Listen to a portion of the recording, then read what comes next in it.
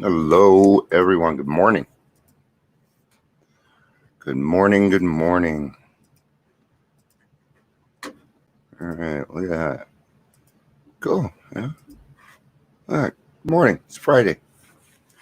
Good old Friday, man. Oh, so Halloween's gonna end up on Saturday this year. And all my kids are grown, so you know, I just love Halloween. So, um, well, I ran our emotional sobriety group for my home group this week, and it's kind of what I kind of like about. Good morning, Carrie. Good to see you. That's what I really like about educating, training, things like that, because I have to go out and find this information. Um, and with that, I find out more about myself and some other neat things out there. Um, so yesterday, I kind of gone over the 8 signs that you might have emotional sobriety. I want to cover those. So this might be a little bit longer than usual, but I don't expect that it's going to be much. So, um, what does emotionally sober mean? Well, being emotionally sober simply means that you're comfortable being present with all of your feelings without any one of them defining or controlling you. Developing emotional sobriety often involves several different activities, working with therapists to process emotional ups and downs as they happen. All right. So that's the boring stuff. All right. We got the boring stuff out of the way. All right. Because that's not what we want to talk about. Um, I thought this list was pretty comprehensive. Um, and it's a great check in. And it kind of tells you. So let's get started on it. Um, Ooh, should we use the share screen feature today? Let's do that. All right. There you go. Maybe I hope you guys could see that. I probably screwed everything up. How do I get it off of there? All right, forget it. Let's just go back. There we go. Let's just do that. All right. Oh, I just found out some new features. Thanks, guys. All right. So, one, you are living in the moment. If you are constantly fretting over the future, feeling regret about the past, you probably have a lot more work to do in your development of emotional sobriety. One of the clear signs that you have developed this ability is that you find it easier just to live in the present moment with your racing into the past. Practice like mindful meditation or letting go. Letting go, let God, talk to other people, work on getting out of yourself. There are a lot of things, a lot of mindful things that we could do. In fact, if you are watching, just hit the stop sharing button. If you're watching, feel free to list some of the ways that you live in emotional sobriety. Now, you may do some of these, you may not do others. Okay, but that's okay. Number two, you do not have the need to run away from life. One of the clearest signs that you are developing emotional sobriety is that you no longer feel the need to run away from your emotions. There will always be problems to be faced in life and difficult emotions to endure. The trick is not to eradicate them, but to get a better dealing with them. If you're able to if you are able to deal with life on life's terms, you're well on your way to emotional sobriety. So that means something happens in your life and maybe somebody steps on your toes. How are you reacting to that? Um, Flat tire, ran out of gas, power went out. How are we reacting to things in our lives that may be construed as negative or even positive ones? But we'll get into that. You are no longer interested in any mind altering substances. The fact that you are now so comfortable in your own skin means that mind altered substances are no longer appealing to you.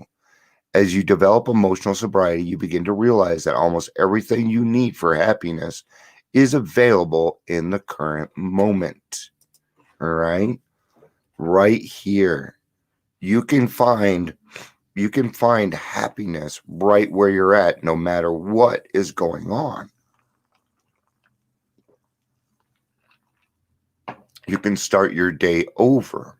You can do a lot of different things. Right? Let's get to the next one. Number 5, you appreciate all the good in your life. Emotional sobriety means that you do not have to keep on achieving more and more, accumulating new goodies in an attempt to make yourself feel better. That was a run-on sentence. From this new perspective, you are able to see that you already have plenty of good in your life. So you are now free to appreciate all that good stuff.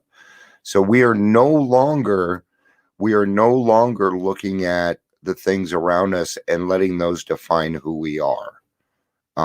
Whether that, they're talking about material stuff.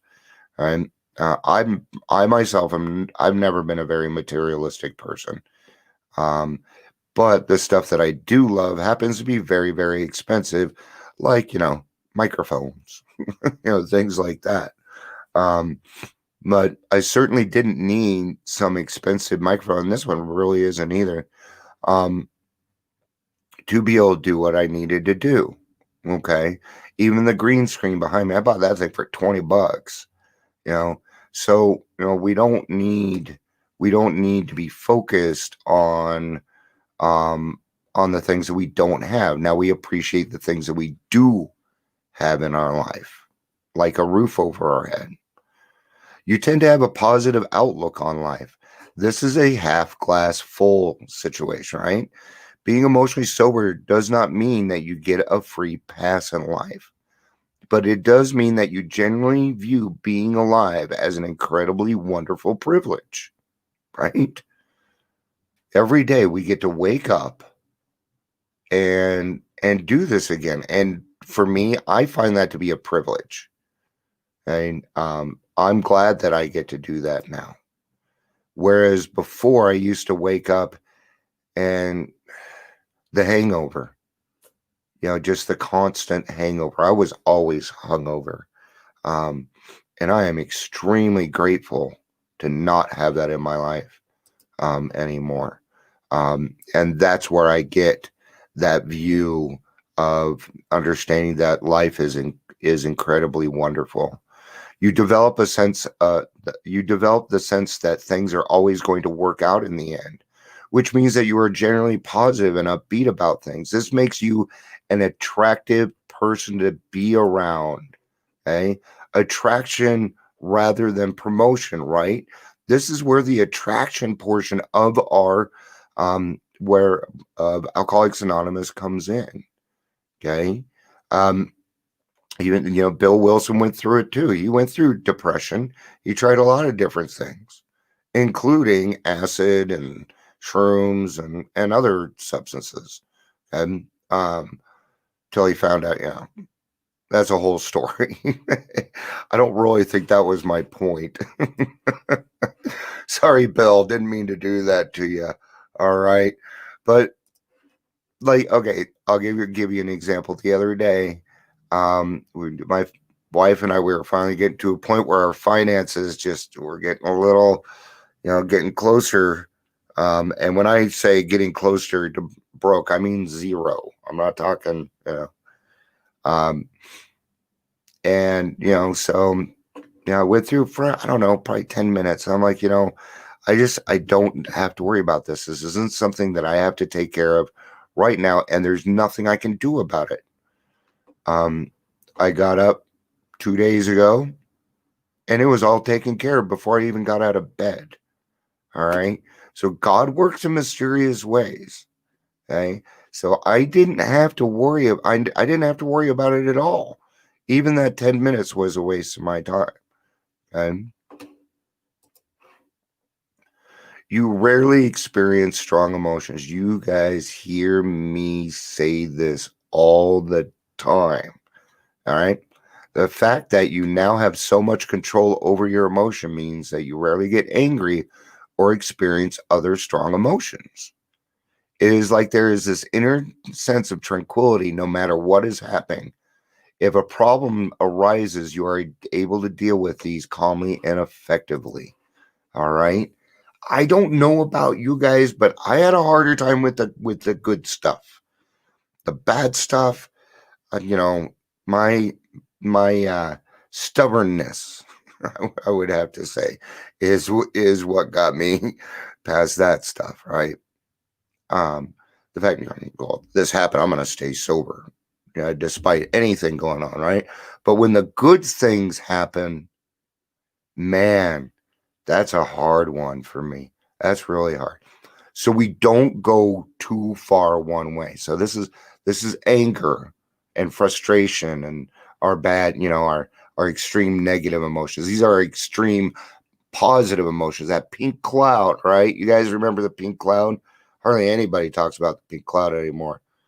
Talk about that in the meeting today. Right? So when we decide that we're not going to be over emotional anymore, we are here in the middle. Okay. And that's where God is. And that's where serenity is. That's where freedom is. Okay. So it's very rare that I get over emotional about anything anymore. What that does is it frees me up to make good decisions. Okay. And I still make those decisions the same way. I ask my gut first.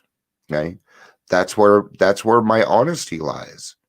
Okay. That's where I can be truly honest with myself. Because if I don't like something, my tummy's going to tell me, right? Remember when you were a kid and you were in trouble and you were like, Mommy, my tummy hurts? It's because you were a lying sack of shit, right? All right. So let's ask our tummies, man. That's all right. All right. You find it easy to regulate your own behavior. You may still have some bad habits, but your level of emotional sobriety means that you find it easy to change your behavior. You understand that the goal is progress and not perfection, but you keep chipping away at any bad habits because you know this is going to improve your life.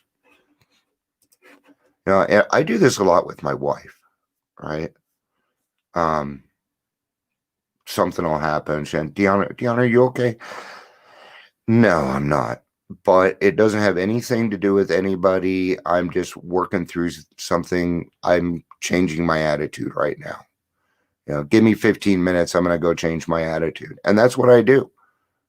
I go change my attitude. Nobody needs to be around me that way. And I don't want to be around me that way. And I start my day over. So what? I don't care what time it is.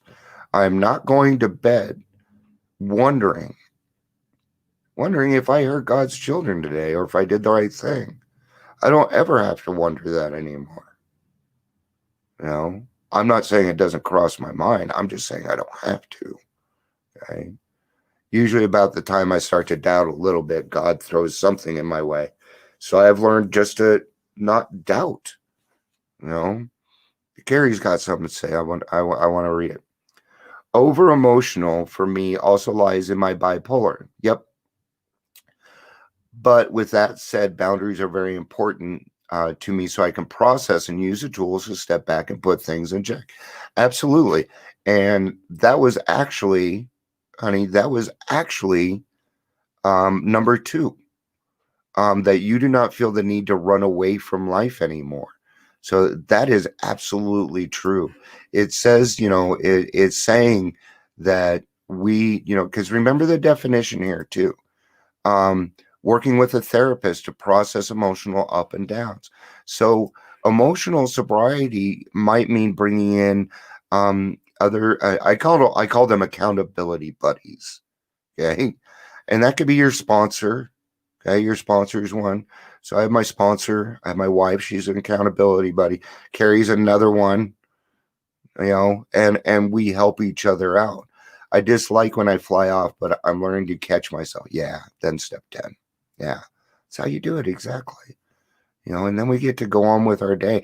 And then when you do it and you get through that and you're like, okay, I spent 10 minutes. I took care of this. This feels so much fucking better.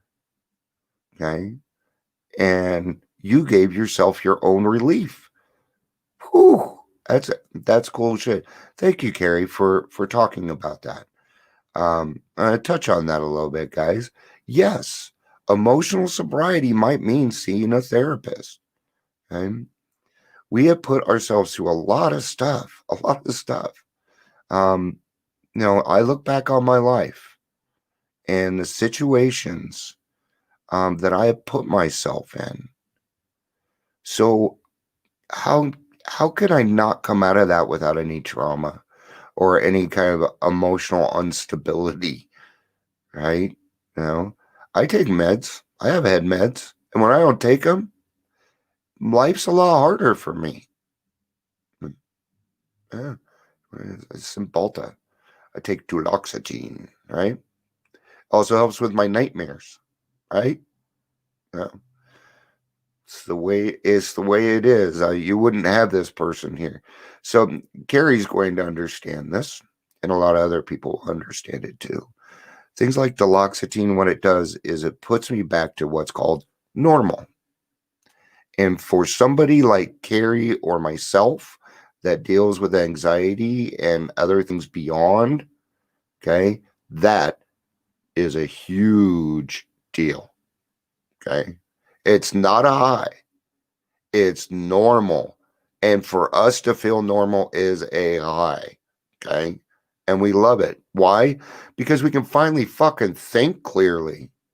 We can make some decisions. Okay. The one thing I just love about my PTSD is being overly emotional. You think I like that?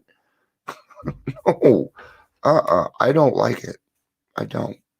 So, so remember while you're doing this, it takes time.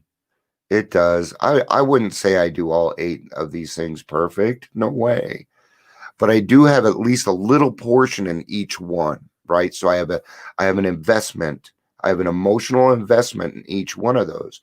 And now that we know the 8 different signs, okay, then we can say, okay, this one's going on, and we can put those into our different emotional sobriety categories, right? Awesome.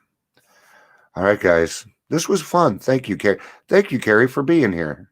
And anybody that's watching the rewatch, feel free to put in some comments. You can keep the conversation going on the in the comments. So, all right, guys, have a great day. I am going to go do some production on our podcast today. And thank you, Carrie, for being here. I'm gonna Straightera with AA and counseling. Healthy eating has gotten me to the middle. There you go. See, we all have our ways, guys. My way may not be your way. Okay. Like her, healthy eating. I don't even eat. I hate eating. I find it inconvenient. Which means I should probably get on that. Right? All right. I'm going to go before you guys know more shit about me than I want you to. Love you guys. Peace out and have a day. Bye.